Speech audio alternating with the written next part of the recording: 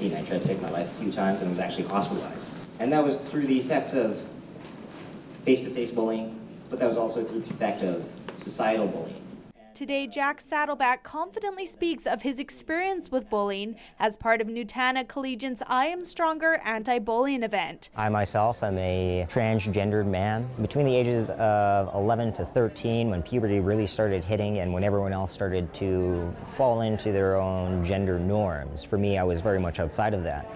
So I always had the teasing that was happening. Jack knows the school all too well as he was exposed to bullying firsthand as he walked these halls. The washroom situation, it was horrendous. I always had to go into the female washroom even though I was presenting male. And to have my peers as well as my family members trying to put me into these female gender roles, which I did not feel comfortable with, that was one of the toughest times coming into my teen years.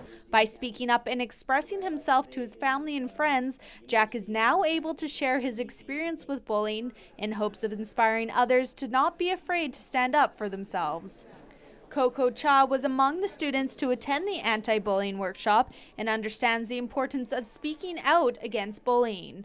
If ever you see someone getting bullied, don't be afraid to interfere and don't be afraid to stop it, because usually fighting off things like that, when you have two people, it's better than having one person. You know, the bully really doesn't have power. The day was filled with motivational words, anti-bullying videos, and group discussions where students had a safe place to reflect and share their stories. When I was a kid, what would happen is because I was a bigger kid, I would end up being the punching bag for people. I never really got over that. It's still something that's bitter and lingering, but now that I look back at it and I'm more grown up, it feels more bittersweet than just bitter. It's not the greatest feeling because you are being picked on, you're alone, so what ends up happening is you start overanalyzing and you start falling into a depression, which is kind of what happened for me. But then I went through music, which was very therapeutic for me. Students ended the day on a high note with a t-shirt campaign that promotes positive thinking. When we went on stage, we showed that everyone gets called all these words, these negative words like freak, failure, and then when the positive music started playing, we took off and we showed our colorful side, our creative side.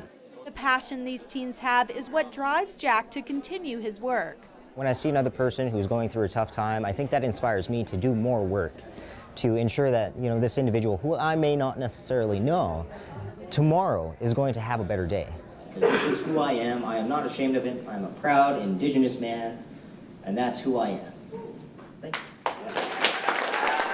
From Nutana Collegiate, I'm Janella Hamilton reporting.